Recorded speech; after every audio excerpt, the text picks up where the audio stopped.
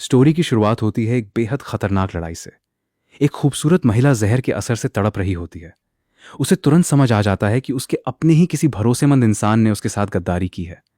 वो गुस्से में चिल्लाते हुए कहती है, तू गद्दार! तुम्हारी हिम्मत कैसे हुई मुझे जहर देने की? तभी सामने खड़ा दुश्मन मुस्कुराते हुए उसकी बेबसी का मजाक उड़ाता है। वो कहती है, तुम सच में इस दुनिया की सबसे खूबसूरत औरत हो, लेकिन अफसोस इतनी जल्दी मरने वाली हो। मरने से पहले मेरे भाइयों को भी थोड़ा खुश कर दो। उसकी गंदी बात सुनकर महिला का गुस्सा 7वें आसमान पर पहुंच जाता है। वो बिना डरे जवाब देती है, मर जाऊंगी, लेकिन तुम्हारी ये गंदी ख्वाहिश कभी पूरी नहीं होने दूंगी। इसके बाद वो अपनी बची हुई सारी ताकत इकट्ठी करती है और अपना सबसे शक्तिशाली स्किल इस्तेमाल कर देती है, फ्लेमिंग फ्लावर। अगले ही पल चारों तरफ आग की भयानक लपटें फैल जाती हैं और जोरदार धमाका होता है। लेकिन अचानक उसके ऊपर एक बेहद शक्तिशाली हमला होता है, जिसकी वजह से वो लड़की दूर गहरी खाई की तरफ गिरने लगती है। इतने में ही सीन कट हो जाता है और हमें इस सीरीज के मेन कैरेक्टर की एंट्री दिखाई जाती है। लेकिन तभी अचानक हमारे मैं कैरेक्टर के दिमाग में सिस्टम की आवाज गूंजती है, कांग्रेचुलेशंस होस्ट, आपने 5D रियम की पीक हासिल कर ली है। अब सिस्टम आपको अपने आप 5 गॉड्स रियम में ब्रेक थ्रू करवाएगा। इसके लिए आपके पास 1 साल का समय होगा।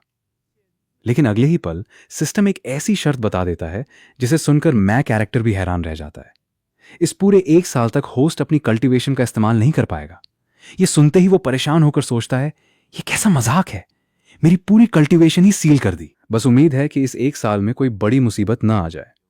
इसलिए मैं कैरेक्टर समझ जाता है कि अगर उसे जिंदा रहना है तो उसे जल्द से जल्द कोई दूसरा रास्ता ढूंढना होगा। इसी बीच अचानक उसके सामने एक रहस्यमयी लड़की आ जाती है। उसे देखकर मैं कैरेक्टर हैरानी से पूछता है, आखिर ये लड़की है कौन? उधर जैसे ही वो रहस्यमयी लड़की हमारे मैं कैरेक्टर को देखती है, वो धीरे धीरे उसकी तरफ बढ़ने लगती है। हमारा मैं कैरेक्टर कुछ समझ पाता उससे पहले ही वो उसे सीधे बेड पर गिरा देती है और फिर उन दोनों के बीच वो सब हो जाता है जो बिल्कुल भी होने की उम्मीद नहीं थी। सीन यहीं कट होता है। अगले दिन जब हमारा मैं कैरेक्टर जागता है तो वो रहस्यमयी लड़की वहां से जा चुकी होती है। उसके पास सिर्फ एक लेटर छोड़ दिया गया था। लेकिन इसके बाद जो होता है वो किसी को भी हैरान कर देगा, क्योंकि पता चलता है कि उन दोनों के 2 बच्चे भी हो चुके हैं। मतलब एक ही दिन में मुलाकात, उसी दिन सुहाग रात और उसी दिन सीधे 2 बच्चे। सच कहूं तो ये लॉजिक समझ से बिल्कुल बाहर था। ऐसा लग रहा था मानो स्टोरी ने साइंस और टाइम दोनों को ही पूरी तरह इग्नोर कर दिया हो। इसके बाद कुछ समय बीत जाता है। वो लड़की बिना कुछ बताए वहां से चली जाती है, लेकिन जाने से पहले मैं कैरेक्टर के लिए एक चिट्ठी छोड़ जाती है। उस चिट्ठी में लिखा होता है, मुझे माफ कर देना पति, मुझे अपना मिशन पूरा करने जाना होगा। उम्मीद है कि तुम हमारे बच्चे का अच्छे से ख्याल रखोगे। कभी मुझे ढूंढने की कोशिश मत करना, क्योंकि ऐसा करने पर तुम्हारी जान भी खतरे में पड़ जाएगी। अपना ख्याल रखना। उस लड़की के जाने के बाद मैं कैरेक्टर गुस्से में खुद से कहता है, अजीब लड़की थी, मेरी तरफ ठीक से देखा तक नहीं, लेकिन कोई बात नहीं, एक दिन मैं तुम्हें जरूर ढूंढ निकालूंगा। फिर उसकी नजर अपने दोनों बच्चों पर पड़ती है और उसके चेहरे पर हल्की सी मुस्कान आ जाती है। वो सोचता है, आखिर ये मेरे ही बच्चे हैं, पहले इन्हें बड़ा करता हूं, बाकी सब बाद में देख लूंगा। इसके बाद देखते ही देखते 3 साल बीत जाते हैं। इन 3 सालों में उसने अपने दोनों बच्चों की बहुत अच्छी परवरिश की होती है। हालांकि उसकी अपनी कल्टीवेशन पूरी तरह सील थी, लेकिन उसके पास पहले का अनुभव था, इसलिए वो अपने बच्चों को छोटी उम्र से ही मजबूत बनने की ट्रेनिंग देता रहता है। वो मन ही मन सोचता है, भले ही मेरी कल्टीवेशन चली गई हो, लेकिन मैं अपने बच्चों को पहले से ही मजबूत बना सकता हूँ। अब बस थोड़ा ही समय बाकी है। 3 साल पूरे होने वाले हैं और मैं दोबारा 5 गॉड्स रियल में ब्रेक थ्रू कर लूंगा। उस दिन मैं तुम्हें जरूर ढूंढ निकालूंगा। दूसरी तरफ वही महिला जिसका नाम यूफे था, अब लंझाओ की शासक बन चुकी थी। तभी उसका एक भरोसेमंद साथी उसके पास आता है और कहता है, इस बार आपको लंझाओ की समस्या भी सुलझानी है, लेकिन इसके अलावा एक निजी काम भी है। यूफे हैरानी से पूछती है, निजी काम? वो जवाब देता है, जब आपका काम खत्म हो जाए तब उत्तरी लंझाओ के बिग स्टोन विलेज जाकर एक बार उन्हें देख लीजिए। ये सुनते ही यूफे की आंखों में उदासी छा जाती है। वो धीरे से कहती है, क्या वो दोनों ठीक होंगे? उसका साथी मुस्कुराकर कहता है, आपके बच्चे अब 3 साल के हो चुके हैं। यूफे की आंखों के सामने पुरानी यादें ताजा हो जाती हैं। वो सोचने लगती है, जब मेरे पिता की मृत्यु हुई थी तब मेरे मास्टर ने मुझे वापस बुलाकर सिंहासन संभालने का आदेश दिया था। मुझे पहले से पता था कि महल लौटते ही मेरी जान हमेशा खतरे में रहेगी, इसलिए मैं बिना कुछ बताए ही वहां से चली गई। अब भले ही वो एक शक्तिशाली फीमेल एम्परर बन चुकी थी, लेकिन उसके चारों तरफ दुश्मनों की कमी नहीं थी। अगर किसी को भी उसके बच्चों के बारे में पता चल जाता तो सबसे पहले वही लोग निशाना बनते।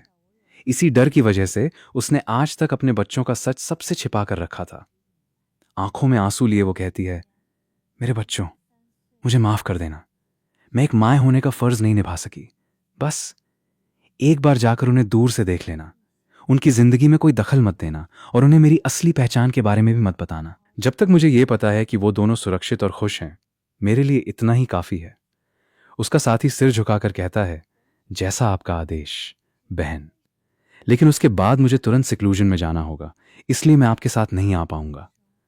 उधर गांव में मैं कैरेक्टर अपने दोनों बच्चों साइनियर और चेनियर को बुलाता है।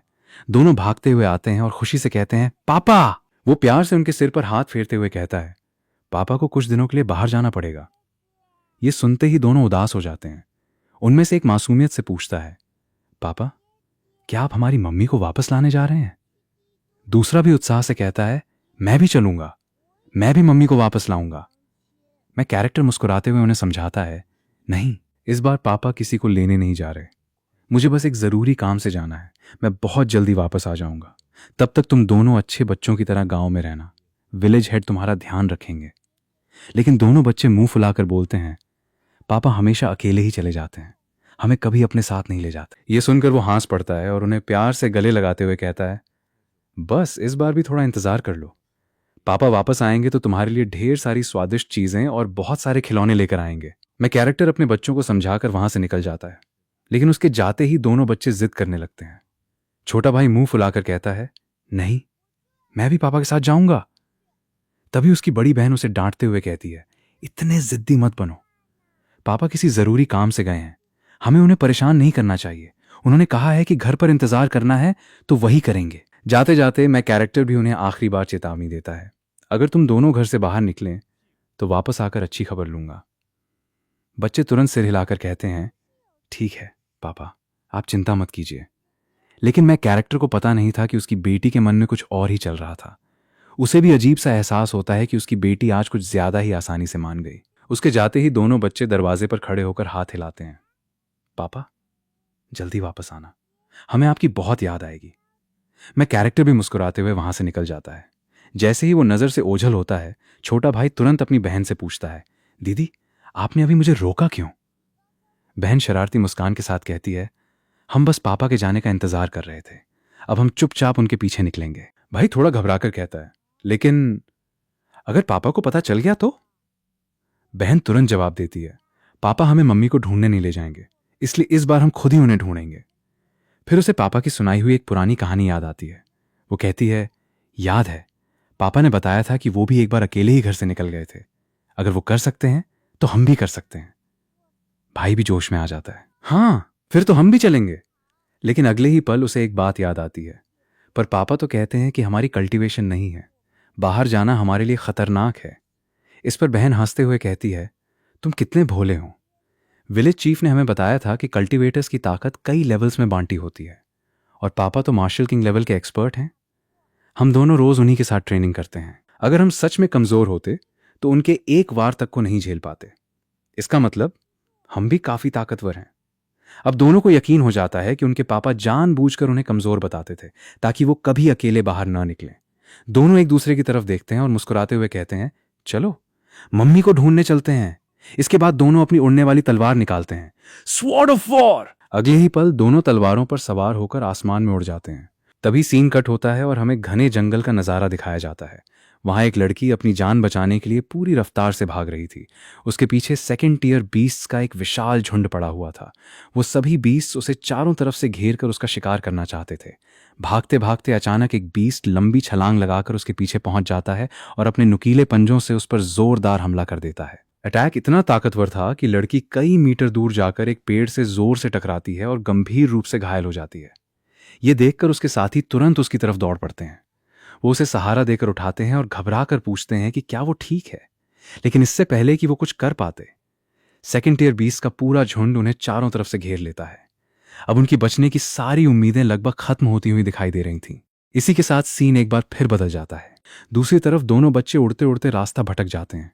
बहन कहती है, पापा ने बताया था कि मम्मी जोंगझो में है, लेकिन जोंगझो किस दिशा में है ये तो हमें पता ही नहीं।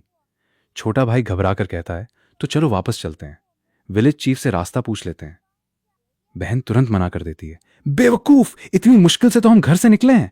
अगर वापस गए तो विलेज चीफ हमें दोबारा कभी बाहर नहीं जाने देंगे। भाई पूछता है, तो अब क्या करें? बहन थोड़ी देर सोचती है और फिर कहती है, चलो पहले किसी इंसान को ढूंढते हैं, उससे जोंगझोऊ का रास्ता पूछ लेंगे। कुछ दूर उन्हें नीचे लोगों का एक समूह दिखाई देता है। देखो वहां लोग हैं, चलो उन्हीं से पूछते हैं। लेकिन जैसे ही दोनों नीचे उतरते हैं, उधर हम देखते हैं कि सेकंड टियर बीस्ट के एक बड़े झुंड ने कुछ कल्टीवेटर्स को चारों तरफ से घेर रखा था। उनकी हालत देखकर साफ लग रहा था कि अब उनके बचने की कोई उम्मीद नहीं बची है। यह नज़ारा देखकर लड़का अपनी बहन से पूछता है कि आखिर ये लोग इन सेकंड टियर बीस्ट के बीच क्या कर रहे हैं। इस पर उसकी बहन हालात का अंदाजा लगाते हुए कहती है कि ये लोग मुश्किल में फंसे हुए हैं। अगर वो इनकी मदद कर दें तो बदले में इनसे इस जगह के बारे में जानकारी भी मिल जाएगी। इतना कहकर वो अपने भाई से पहले यहीं रुकने के लिए कहती है और खुद सीधे बीस्ट की तरफ बढ़ जाती है। अगले ही पल वो एक जोरदार अटैक करती है और कई सेकंड टियर बीस्ट को एक ही वार में दूर उड़ा देती है। ये देखकर उसका भाई भी तुरंत मैदान में उतर जाता है। वो भी अपनी ताकत का इस्तेमाल करते हुए एक के बाद एक सभी बीस्ट को आसानी से उड़ाने लगता है। ये नज़ारा देखकर वहां मौजूद सभी कल्टीवेटर्स पूरी तरह हैरान रह जाते हैं। उन्हें यकीन ही नहीं हो रहा था कि दो छोटे से बच्चे इतने पावरफुल सेकंड टियर बीस्ट को इतनी आसानी से हरा रहे थे। उन्हें समझ ही नहीं आ रहा था कि आखिर इन दोनों की असली स्ट्रेंथ क्या है। इसी बीच भाई जल्दी से अपनी बहन के पास पहुंचता है, लेकिन लड़ाई खत्म होने की बजाय उसे सबसे पहले अपनी भूख की चिंता होती है और वो अपनी बहन से बारबेक्यू बनाने की बात करने लगता है। तभी कुछ सेकंड टियर बीस्ट्स फिर से उठ खड़े होते हैं। उन्हें देखकर लड़का बिना जरा भी घबराए आगे बढ़ता है और एक एक पंच में सभी बीस्ट को खत्म करना शुरू कर देता है। दूसरी तरफ उसकी बहन भी पीछे नहीं रहती। वो भी एक एक करके बाकी बचे सभी सेकंड टियर बीस्ट को आसानी से खत्म कर देती है। ये सब देखकर वहां मौजूद सभी कल्टीवेटर्स की आंखें हैरानी से फटी रह जाती हैं। उन्हें अब भी यकीन नहीं हो रहा था कि जिन बीस्ट से वो खुद नहीं निपट पाए, उन्हें इन दो बच्चों ने कुछ ही पलों में खत्म कर दिया। लेकिन तभी इसी बीच अचानक चारों तरफ अंधेरा छाने लगता है। छोटा भाई घबराकर अपनी बहन से कहता है, दीदी अचानक इतनी जल्दी रात कैसे हो गई? बहन भी आसमान की तरफ देखकर हैरान रह जाती है। उसी समय वहां मौजूद एक एक्सपर्ट डरते हुए चिल्लाता है, ये ब्लड मून है, सावधान रहो। जब ब्लड मून निकलता है तब ब्लू मून वुल्व्स पागल हो जाते हैं और उनकी ताकत कई गुना बढ़ जाती है। इतना सुनते ही सभी लोग लड़ाई के लिए तैयार हो जाते हैं। लेकिन अगले ही पल उन भेड़ियों का झुंड उन पर टूट पड़ता है। लोग पूरी ताकत से हमला करते हैं, लेकिन कोई भी उनके डिफेंस को तोड़ नहीं पाता। एक आदमी घबरा कर चिल्लाता है, इनकी खाल बहुत मजबूत है, हमारे अटैक इन पर बिल्कुल असर नहीं कर रहे। तभी छोटी लड़की आराम से अपने भाई की तरफ देखकर कहती है, भैया तुम वहां खड़े खड़े क्या कर रहे हो? जल्दी से आग जलाओ, इन भेड़ियों को मैं संभाल लेती हूं। इतना कहते ही वो अकेली ही पूरे वुल्फ पैक की तरफ बढ़ जाती है। दूसरी तरफ उसका भाई बड़े आराम से लकड़ियां इकट्ठा करके आग जलाने लगता है। उसे देखकर ऐसा लग रहा था जैसे उनके लिए ये कोई लड़ाई नहीं बल्कि पिकनिक हो। कुछ ही देर बाद सभी भेड़िए मारे जा चुके होते हैं। छोटा भाई खुशी से उछलते हुए कहता है, वाह, अब आराम से बारबेक्यू करेंगे। वहां मौजूद लोग ये सब देखकर पूरी तरह सन्न रह जाते हैं। तभी छोटा बच्चा वहां खड़ी एक आंटी से मासूमियत से पूछता है, आंटी एक मदद करेंगी? आंटी मुस्कुराकर पूछती है, तुम लोग इतनी देर से लड़ रहे थे, तुम्हें भूख नहीं लगी? छोटा बच्चा तुरंत जवाब देता है, भूख तो लगी है, इसलिए तो बारबेक्यू करेंगे। आंटी उसकी तैयारी देखकर हैरान रह जाती है। वो पूछती है, ये बारबेक्यू रैक, इतना बड़ा बर्तन, कोयला और इतने सारे मसाले, ये सब तुम्हें किसने दिए? बच्चा गर्व से मुस्कुराकर कहता है, मेरे पापा ने, ये सब उन्होंने मेरे लिए बनाया है। मेरे पापा का बारबेक्यू पूरी दुनिया में सबसे स्वादिष्ट होता है और अब मैं भी बिल्कुल उनके जैसा बना लेता हूं। ये सुनकर सब लोग एक दूसरे का चेहरा देखने लगते हैं। उनमें से एक आदमी हंसते हुए कहता है, तुम्हारे पापा भी अजीब हैं। दूसरे लोग अपने बच्चों के लिए पावरफुल वेपन्स बनाते हैं, लेकिन उन्होंने तुम्हें बारबेक्यू का पूरा सामान बनाकर दे दिया।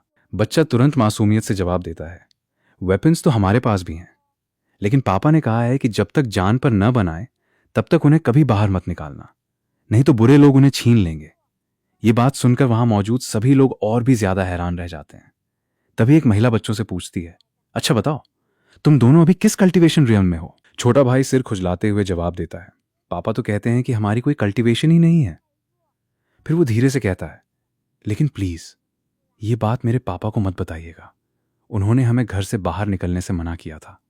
उनका कहना था कि हम बहुत कमजोर हैं और बाहर बहुत खतरा है, इसलिए हम दोनों चुपके से घर से भाग आए हैं।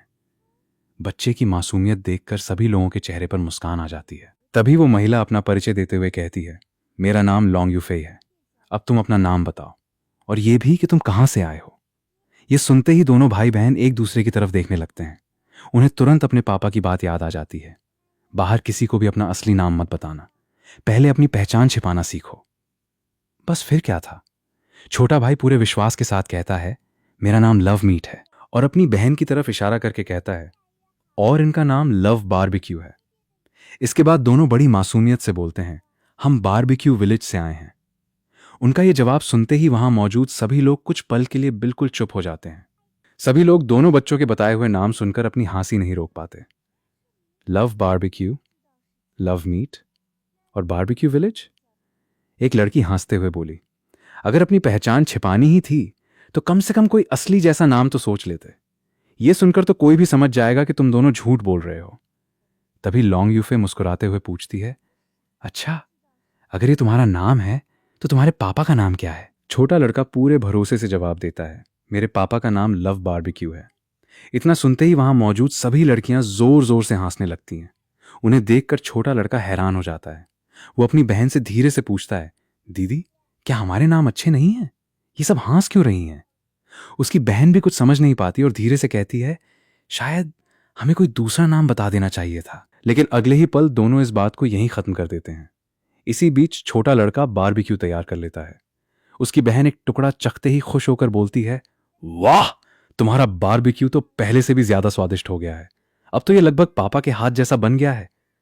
छोटा लड़का गर्व से मुस्कुराते हुए कहता है, बिल्कुल, आखिर मुझे सिखाया भी तो पापा ने है। फिर वो वहां मौजूद सभी लड़कियों से कहता है, आंटी, आप सब भी चख कर देखिए, बहुत स्वादिष्ट है। पहले तो सब थोड़ा झिझकती हैं, लेकिन जैसे ही बारबेक्यू का एक टुकड़ा खाती हैं, सबकी आंखें चमक उठती हैं। एक लड़की हैरानी से बोलती है, वाह, इतना स्वादिष्ट बारबेक्यू मैंने आज तक नहीं खाया। दूसरी भी मुस्कुराकर कहती है, सच में इतने सालों बाद इतना स्वादिष्ट खाना खाने को मिला है। खाना खाते खाते लॉन्ग यूफे दोनों बच्चों से पूछती है, अच्छा, तुम दोनों आखिर जा कहां रहे हो? छोटी लड़की बिना कुछ छिपाए जवाब देती है, पापा ने बताया था कि हमारी मम्मी राजधानी में है, इसलिए हम चेन श्यांग की तरह उन्हें बचाने जा रहे हैं। इतने में अचानक लड़की का चेहरा गंभीर हो जाता है। वो दूर आसमान की तरफ देखकर कहती है, भैया, कोई हमारी तरफ आ रहा है। उसकी ताकत जिंगलैंग से भी ज्यादा है। लॉन्ग यूफे मुस्कुराकर कहती है, घबराओ मत, वो मेरे मास्टर हैं। लेकिन छोटा लड़का धीरे से अपनी बहन से कहता है, दीदी, आंटी ने कहा ना कि वो उनके मास्टर हैं, मतलब वो अच्छे इंसान होंगे। तभी दूर से एक बुजुर्ग महिला की आवाज गूंजती है, जो भी यहां है, सामने आ जाओ। छोटा लड़का मासूमियत से अपनी बहन से कहता है, दीदी, वो आपको बुला रही हैं क्या? क्योंकि आप मुझसे लंबी हो। बहन तुरंत नाराज होकर बोलती है, क्या मतलब मैं लंबी हूं? मैं तो बस तुमसे थोड़ी सी बड़ी हूं। उसी समय लॉन्ग यूफे की मास्टर वहां पहुंच जाती हैं। लॉन्ग यूफे तुरंत कहती है, मास्टर, अभी जो तीर चला था वो इसी छोटी बच्ची ने छोड़ा था। लेकिन उनकी मास्टर विश्वास ही नहीं कर पाती। वो सिर हिलाकर कहती हैं, नहीं, तुमसे जरूर कोई गलती हुई है। इतना शक्तिशाली तीर कोई 3 साल की बच्ची नहीं चला सकती। फिर वो गंभीर होकर कहती हैं, रास्ते में जिस बूढ़े ने मुझे रोका था, उसने कहा था कि उसने अपने शिष्यों को तुम्हें मारने भेजा है, लेकिन अब लगता है कि वो जानबूझकर मुझे गुमराह कर रहा था। तभी लॉन्ग यूफे देखती है कि उनकी मास्टर जख्मी हो चुकी हैं। वो घबरा कर पूछती है, मास्टर, आपको चोट लग गई? मास्टर शांत स्वर में जवाब देती हैं, चिंता मत करो, ये कोई बड़ी बात नहीं है, हमें तुरंत यहां से निकलना होगा। उसी समय दूसरी तरफ उधर ब्लड वुल्फ क्लैन का एक आदमी बुरी तरह घायल होकर अपने यंग मास्टर के सामने पहुंचता है। उसकी हालत बेहद खराब थी और वो गुस्से में कांपते हुए बताता है कि उनके पूरे ब्लड वुल्फ पैक का सफाया कर दिया गया है। लेकिन उसे अपने वुल्व्स के मरने का उतना दुख नहीं था। असल बात तो ये थी कि उन 2 बच्चों ने सभी ब्लड वुल्व्स को मारने के बाद उनका मांस काटकर वहीं बारबेक्यू बनाकर खा भी लिया था। ये सुनते ही यंग मास्टर भी एक पल के लिए चौंक जाता है। उसे यकीन ही नहीं होता कि आखिर ऐसे कौन से बच्चे हो सकते हैं जो पूरे ब्लड वुल्फ पैक को अकेले खत्म कर दें। जब वो पूछता है कि आखिर वो लोग कौन थे, तो घायल आदमी बताता है कि दोनों बच्चे देखने में मुश्किल से 3 साल के लग रहे थे, लेकिन उनकी ताकत किसी मॉन्स्टर से कम नहीं थी। ये सुनकर यंग मास्टर की आंखों में लालच साफ दिखाई देने लगता है। वो मन ही मन सोचता है कि अगर इतने कम उम्र में किसी बच्चे के पास ऐसी ताकत है तो उसे अपने बीस्ट क्लैन में ले जाकर ट्रेन किया जाए, तो भविष्य में वही बच्चा पूरे जूजू में बीस्ट क्लैन को सबसे ताकतवर बना सकता है। उधर दूसरी तरफ हम देखते हैं कि लॉन्ग यूफे की दादी जहरीले स्नेक पॉइजन की वजह से लगातार कमजोर होती जा रही थी। उनकी डिसाइपल घबराकर पूछती है कि क्या सच में उनकी हालत इतनी गंभीर है। इस पर दादी खुद मान लेती हैं कि उस बूढ़े स्नेक मास्टर का पॉइजन बेहद खतरनाक था और अब शायद वो ज्यादा देर तक जिंदा नहीं रह पाएंगी। ये सुनते ही लॉन्ग यूफे की आंखों से आंसू निकलने लगते हैं। लेकिन तभी वहीं खड़ी छोटी सी लड़की तुरंत आगे आती है और पूरे भरोसे के साथ कहती है, ऑन्ट, रोइए मत। जब तक मैं और मेरा भाई यहां हैं, ग्रैंडमा को कुछ नहीं होगा। उसका भाई भी तुरंत हामी भरते हुए कहता है कि वो लोग इस पॉइजन का इलाज कर सकते हैं। पहले तो वहां मौजूद सभी लोग उनकी बात सुनकर हैरान रह जाते हैं। आखिर 2 छोटे से बच्चे और सामने 5 सेंट लेवल का पॉइजन, ऐसा इलाज तो बड़े बड़े एल्केमिस्ट भी नहीं कर सकते थे। लेकिन तभी छोटी लड़की अपने पास से एक डिटॉक्सिफिकेशन पिल निकालती है और बिना किसी झिझक के ग्रैंडमा को खाने के लिए दे देती है।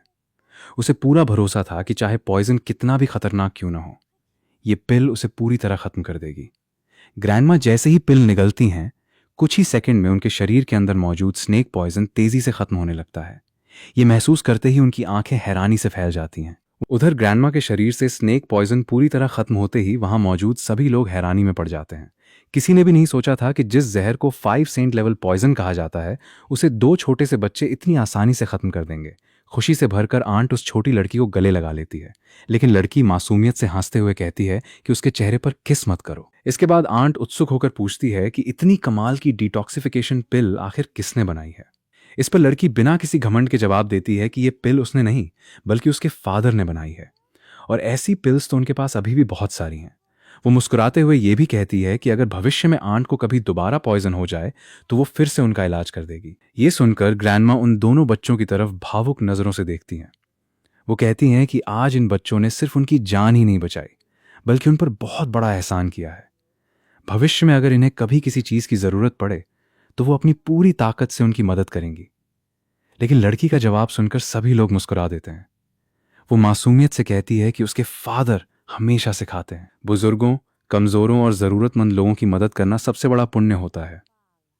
ग्रैंडमा भी हल्की सी हंसी के साथ कहती हैं कि उन्होंने कभी नहीं सोचा था कि एक दिन कोई उन्हें भी बुजुर्ग और कमजोर कहेगा।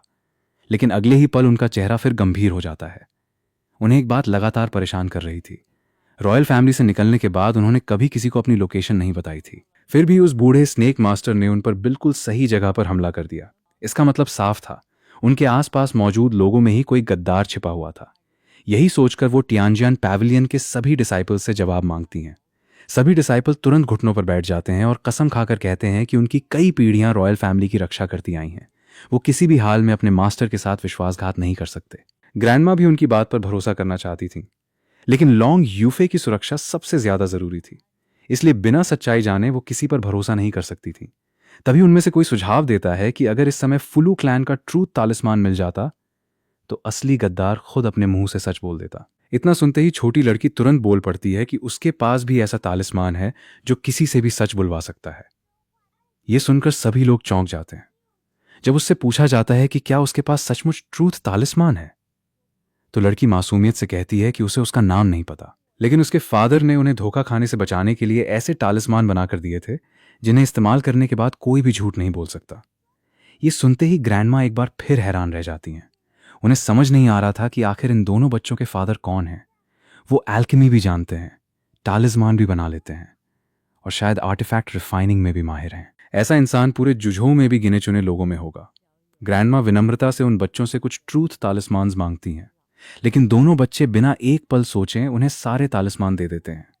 उनके लिए ये कोई कीमती चीज नहीं थी, क्योंकि उनके फादर ने उन्हें ऐसे बहुत सारे तालिस्मान पहले से बनाकर दिए थे। इसके बाद ग्रैंडमा अपने लोगों को आदेश देती हैं कि हर संदिग्ध व्यक्ति पर एक एक ट्रूथ तालिस्मान इस्तेमाल किया जाए। जैसे ही तालिस्मान एक्टिवेट होता है, छिपा हुआ गद्दार खुद अपने मुंह से सच उगलना शुरू कर देता है। उसे देखकर वहां मौजूद सभी लोग हैरानी से उसकी तरफ देखने लगते हैं। उसी समय एक महिला गुस्से में उस बच्चे को गाली देने लगती है, लेकिन छोटी लड़की तुरंत उसके सामने आकर डांटते हुए कहती है, मेरे भाई को गाली देने की हिम्मत मत करना। यह देखकर वहां मौजूद सभी लोग मुस्कुरा देते हैं। इसके बाद माहौल थोड़ा हल्का हो जाता है। आंट हंसते हुए बच्चों से पूछती हैं कि क्या उनका बारबेक्यू ग्रिल भी उनके फादर ने बनाया है। दोनों गर्व से बताते हैं कि उनके फादर सिर्फ एल्केमी और टैलिस्मन ही नहीं, बल्कि आर्टिफैक्ट रिफाइनिंग में भी मास्टर हैं। उनकी नज़र में दुनिया में उनके फादर से महान कोई नहीं है। ये सुनकर आंट भी मन ही मन उस रहस्यमयी आदमी की ताकत का अंदाजा लगाने लगती हैं। तभी छोटी लड़की अचानक मासूमियत से कह देती है, आंट, आप बहुत सुंदर हैं, लेकिन मेरे फादर पर नजर मत रखिएगा, हमारी मदर पहले से हैं। उसकी बात सुनकर वहां मौजूद सभी लोग हंस पड़ते हैं। आंट भी मुस्कुराकर उसके सिर पर हाथ फेरती हैं। लेकिन उसी पल दूर से अचानक एक तेज आवाज गूंजती है। किसी की तेज रफ्तार से उनकी तरफ आने की आहट सुनाई देती है। ग्रैंडमा का चेहरा एकदम गंभीर हो जाता है, क्योंकि उन्हें तुरंत समझ आ जाता है वो बूढ़ा स्नेक मास्टर एक बार फिर लौट आया है। उधर जैसे ही उस बूढ़े स्नेक बीस्ट मास्टर की मौजूदगी का एहसास होता है, वहां मौजूद सभी लोग तुरंत बैटल फॉर्मेशन बना लेते हैं। लेकिन वो बूढ़ा जरा भी नहीं घबराता। उल्टा वो ग्रैंडमा को देखकर ताना मारते हुए कहता है कि उसके शरीर में जहर अब तक पूरे फेफड़ों में फैल चुका होगा। उसके हिसाब से अब उसकी मौत बस कुछ ही पल दूर थी। लेकिन अगले ही पल जब उसकी नजर ग्रैंडमा पर पड़ती है तो उसके चेहरे का रंग ही उड़ जाता है, क्योंकि जिस इंसान को मर जाना चाहिए था वो बिल्कुल ठीक ठाक उसके सामने खड़ी थी। वो हैरानी से पूछ बैठता है, ये कैसे हो सकता है? तुम्हारा जहर खत्म कैसे हो गया? ग्रैंडमा हल्की सी मुस्कान के साथ जवाब देती हैं कि पिछली बार उसने धोखे से उन्हें जहर दिया था और इस बार उन्होंने उसका हिसाब बराबर कर दिया। लेकिन बूढ़े को अब भी यकीन नहीं हो रहा था।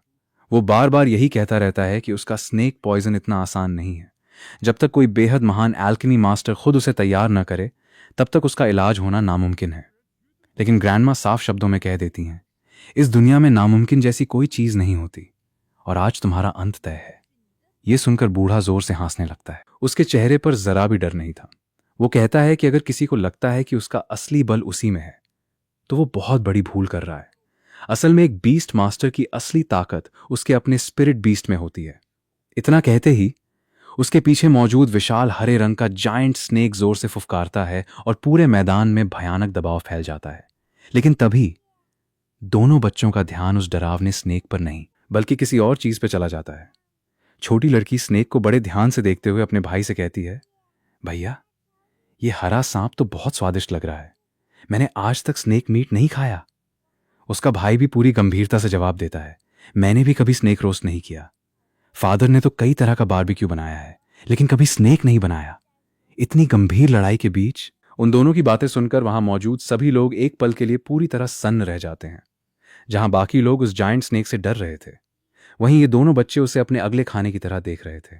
इसके बाद बहन अपने भाई से कहती है कि अब समय आ गया है किसी टैलिस्मन का इस्तेमाल करने का।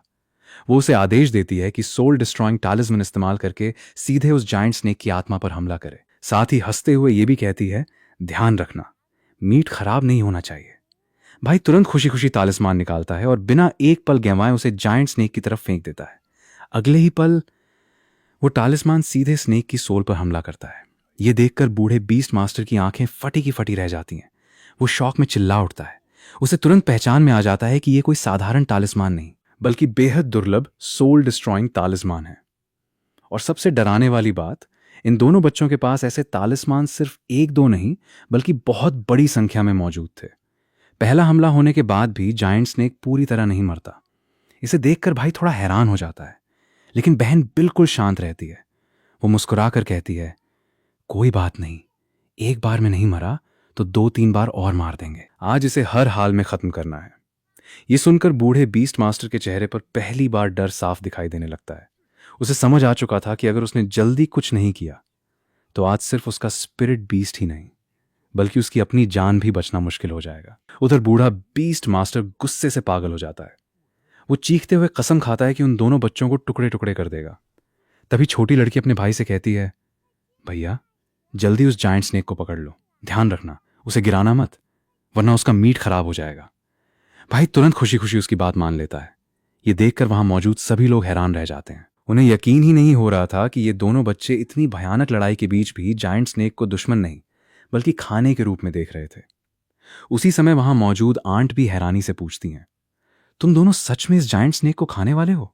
इस पर दोनों बच्चे बिल्कुल मासूमियत से जवाब देते हैं, हाँ, हमने आज तक स्नेक मीट नहीं खाया। ये सुनते ही बूढ़ा बीस्ट मास्टर का चेहरा गुस्से से लाल पड़ जाता है, क्योंकि जिस स्पिरिट बीस्ट को उसने सालों तक पाला था उसे ये दोनों बच्चे सिर्फ खाने की चीज समझ रहे थे। इसी बीच ग्रैंडमा शांत आवाज में उससे कहती हैं, तुम्हारी ज्यादातर ताकत तुम्हारे स्पिरिट बीस्ट की वजह से थी। अब जब वो नहीं रहा तो देखते हैं तुम मुझसे कैसे लड़ोगे। ये सुनते ही बूढ़ा पूरी तरह अपना आपा खो देता है और सीधे उन दोनों बच्चों की तरफ हमला करने दौड़ पड़ता है।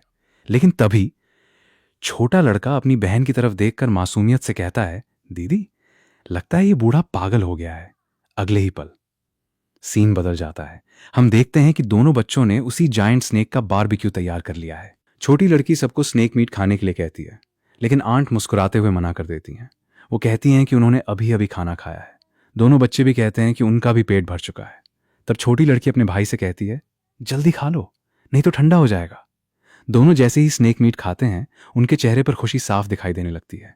छोटी लड़की मुस्कुराकर कहती है, वाह, स्नेक मीट तो सच में बहुत स्वादिष्ट है। फिर वो हल्की सी शिकायत करते हुए कहती है कि उनके फादर उन्हें हमेशा स्नेक मीट खाने से मना करते थे। ये देखकर ग्रैंडमा भी मुस्कुराती हैं और उनसे थोड़ा सा स्नेक मीट चखने की इजाजत मांगती हैं। उधर उसी समय एक डिसाइपल वापस आकर ग्रैंडमा को बताता है कि वो बूढ़ा बीस्ट मास्टर मर चुका है। ये सुनकर वहां मौजूद सभी लोग राहत की सांस लेते हैं। फिर वो आपस में बात करते हैं कि इन दोनों भाई बहन के साथ अच्छे संबंध बनाकर रखना चाहिए, क्योंकि जिसने भी ऐसे असाधारण बच्चों को पाला है, वो इंसान निश्चित ही कोई साधारण व्यक्ति नहीं हो सकता। इसी के साथ सब लोग अपनी यात्रा दोबारा शुरू कर देते हैं। उधर सभी लोग अपनी यात्रा दोबारा शुरू कर देते हैं। चलते चलते उनमें से एक व्यक्ति कहता है कि पता नहीं आगे रास्ते में उनका सामना अब किस ताकतवर व्यक्ति से होने वाला है। लेकिन तभी अचानक उनके सामने एक और आदमी आकर खड़ा हो जाता है और उनका रास्ता रोक लेता है। उसे देखते ही टियानजिन पैविलियन के लोग उसे पहचान लेते हैं। वो कोई साधारण इंसान नहीं, बल्कि बैक्शन क्लैन का एक बेहद ताकतवर एक्सपर्ट था। ग्रैंडमा उसे देखकर पूछती हैं, क्या बैक्शन क्लैन भी मेरा रास्ता रोकना चाहता है? इस पर वो आदमी शांत स्वर में जवाब देता है कि उसे बैक्शन क्लैन से पहले ही निकाल दिया गया है। अब जो कुछ भी वो कर रहा है, उसका उसके क्लैन से कोई संबंध नहीं है। इसके बाद वो साफ शब्दों में कहता है कि आज वो उन्हें मारने नहीं आया। उसका सिर्फ एक ही मकसद है, उसे हर हाल में लॉन्ग यूफे को जो मैंशन जाने से कम 1 महीने तक रोकना है। ये सुनकर ग्रैंडमा का चेहरा गंभीर हो जाता है।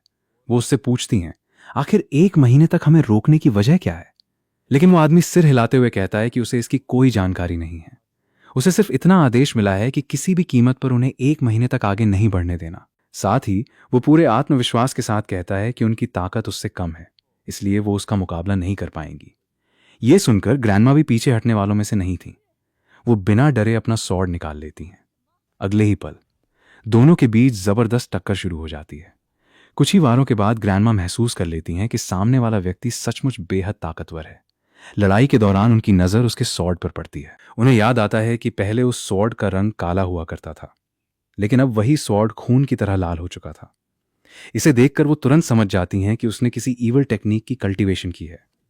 तभी सामने वाला आदमी लड़ाई रोकते हुए फिर से कहता है, मास्टर लॉन्ग, मेरे साथ चलिए, मैं आपको मारूंगा नहीं, सिर्फ 1 महीने तक रोक कर रखूंगा, उसके बाद आपको आजाद कर दूंगा। लेकिन अगर उन्होंने उसकी बात नहीं मानी तो वो वहां मौजूद बाकी सभी लोगों को मारकर भी अपना मकसद पूरा कर देगा। यह सुनकर लॉन्ग यूफे कुछ पल सोचने लगती हैं। उन्हें समझ आ जाता है कि अगर लड़ाई जारी रही तो उनके साथ आए बाकी लोगों की जान खतरे में पड़ जाएगी। लेकिन जैसे ही वो उसके साथ जाने लगती हैं, तभी सफेद बालों वाला छोटा लड़का तुरंत आगे आकर उनका रास्ता रोक देता है। वो मासूमियत से कहता है, ऑन्ट लॉन्ग, आप इनके साथ नहीं जा सकती, आपने तो हमें जाओ मैंशन ले जाने का वादा किया था। आंट लॉन्ग प्यार से उसे समझाती हैं कि अभी वो उनके साथ नहीं जा सकती, पहले दोनों भाई बहन कहीं सुरक्षित जगह छिप जाएं। जब वो वापस आएंगी तब खुद उन्हें जाओ मैंशन लेकर जाएंगी। लेकिन लड़का तुरंत सिर हिलाकर मना कर देता है। वो पूरे आत्मविश्वास के साथ कहता है, ऑन्ट लॉन्ग, आप बिल्कुल मत डरिए, मैं इसे हरा दूंगा। उसकी बात सुनकर सामने खड़ा आदमी हल्का सा मुस्कुरा देता है। वो बताता है कि उसकी ताकत पहले वाले स्नेक बीस्ट मास्टर से कहीं ज्यादा है, इसलिए ये दोनों बच्चे उसका मुकाबला नहीं कर सकते। लेकिन तभी पीले कपड़े पहने छोटी लड़की भी आगे बढ़ जाती है। वो अपनी कमर पर हाथ रखकर पूरे रौब से कहती है, किसने कहा कि हम तुम्हारा मुकाबला नहीं कर सकते? अगर आंट लॉन्ग को अपने साथ ले जाना है तो पहले मुझसे पूछो। इतनी छोटी बच्ची के मुंह से ऐसी बात सुनकर वहां मौजूद सभी लोग हैरान रह जाते हैं। सामने वाला आदमी भी पहली बार लड़की को ध्यान से देखने लगता है। उसके मन में शक होने लगता है कि इतनी कम उम्र में ऐसा आत्मविश्वास किसी साधारण बच्चे में नहीं हो सकता। वो लड़की से कहता है, तुम्हारा टैलेंट बहुत अच्छा है, अगर तुम चाहो तो मेरे डिसाइपल बन सकती हो। लेकिन लड़की बिना एक पल सोचे उसकी बात ठुकरा देती है। वो सीधा जवाब देती है, तुम मेरे मास्टर बनने के लायक ही नहीं हो। ये सुनते ही उस आदमी का चेहरा उतर जाता है। वो अपने टैलेंट पर गर्व करते हुए कहता है कि 100 साल की उम्र से पहले ही उसने 5 सेंट मिड स्टेज हासिल कर लिया था। पूरे जूझों में उसका टैलेंट टॉप 50 में गिना जाता है। लेकिन लड़की उसकी बात सुनकर बिल्कुल भी प्रभावित नहीं होती। वो मुस्कुराते हुए कहती है, टॉप 50? इसमें घमंड करने वाली कौन सी बात है? तभी सफेद बालों वाला छोटा लड़का भी तुरंत बोल पड़ता है, हमारे गांव में तो मैं दूसरे नंबर पर हूं, लेकिन मैं कभी इसका घमंड नहीं करता। लड़के की बात खत्म होते ही छोटी लड़की भी गर्व से कहती है, और मैं तो हमारे गांव में तीसरे नंबर पे हूं, मुझे भी कभी किसी के सामने इसका दिखावा करने की जरूरत नहीं पड़ती। दोनों भाई बहन की बातें सुनकर वहां मौजूद सभी लोग एक दूसरे का चेहरा देखने लगते हैं। अगर ये दोनों सच बोल रहे थे तो इसका मतलब था कि इनके गांव में इनसे भी कहीं ज्यादा ताकतवर लोग मौजूद हैं। उधर सामने वाला आदमी भी अब समझ चुका था कि इन दोनों बच्चों का बैकग्राउंड बिल्कुल साधारण नहीं है, लेकिन वो अपना इरादा नहीं बदलता। वो एक बार फिर आंट लॉन्ग की तरफ देखकर कहता है कि अगर उन्होंने उसके साथ चलने से मना किया तो इन दोनों असाधारण बच्चों की जान भी खतरे में पड़ सकती है। सामने खड़े एक्सपर्ट की आखिरी चेतावनी के बावजूद पीले कपड़ों वाली छोटी लड़की पीछे हटने का नाम नहीं लेती। वो साफ शब्दों में कह देती है कि अगर उसे आंट लॉन्ग को अपने साथ ले जाना है तो पहले उसे हराना होगा। ये देखकर सामने वाला एक्सपर्ट भी समझ जाता है कि अब बिना लड़ाई के बात बनने वाली नहीं है। वो लड़की को आखिरी बार रास्ते से हटने के लिए कहता है, लेकिन लड़की उल्टा उससे कहती है, इतनी बातें क्यों कर रहे हो? लड़ना है तो लड़ो, नहीं लड़ना तो हमारे रास्ते से हट जाओ। इतना सुनते ही उसका सब्र टूट जाता है।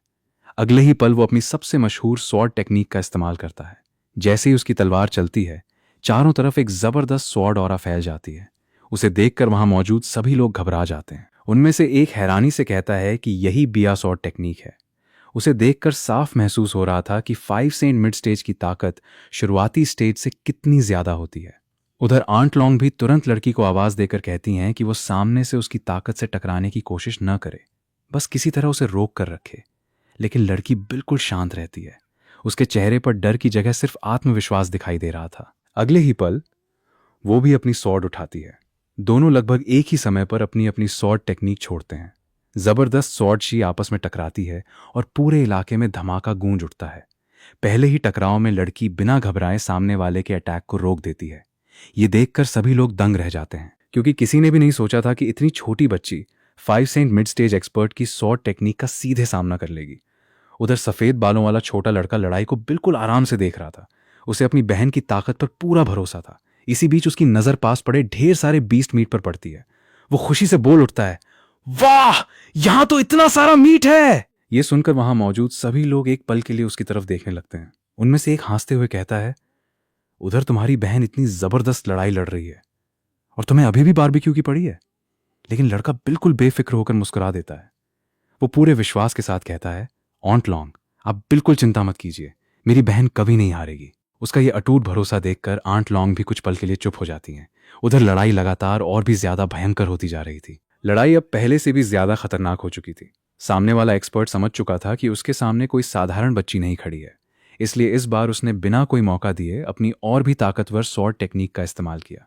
उसकी तलवार से निकली भयानक स्वॉर्ड ऑरा सीधे छोटी लड़की की तरफ बढ़ती है, लेकिन लड़की के चेहरे पर जरा भी घबराहट नहीं दिखाई देती। कुछ देर बाद एक्सपर्ट अपनी असली ताकत दिखाने का फैसला करता है। वो जोर से चिल्लाता है और अपनी सबसे शक्तिशाली बिया स्वॉर्ड टेक्निक छोड़ देता है। एक विशाल स्वॉर्ड इंटेंट पूरे मैदान में फैल जाता है, लेकिन लड़की फिर भी पीछे नहीं हटती। वो एक कदम आगे बढ़ती है, अपनी स्वॉर्ड को दोनों हाथों से मजबूती से पकड़ती है और बिना किसी दिखावे के केवल एक साधारण सी दिखने वाली स्वॉर्ड स्ट्राइक करती है। दिखने में वो वार बिल्कुल साधारण था, लेकिन जैसे ही दोनों टेक्निक्स आपस में टकराती हैं, एक्सपर्ट की पूरी स्वॉर्ड ऑरा पल भर में बिखर जाती है। धमाके के साथ उसकी टेक्निक पूरी तरह टूट जाती है। ये देखकर वहां मौजूद सभी लोग स्तब्ध रह जाते हैं। किसी ने भी नहीं सोचा था कि इतनी छोटी बच्ची बा स्वॉर्ड सेक्ट के ग्रेट एल्डर की सबसे शक्तिशाली टेक्निक को भी इतनी आसानी से तोड़ देगी। उधर सफेद बालों वाला लड़का मुस्कुराकर पूरे गर्व से अपनी बहन को देख रहा था। उसे बिल्कुल भी आश्चर्य नहीं हुआ, क्योंकि उसके लिए यह नज़ारा बिल्कुल सामान्य था।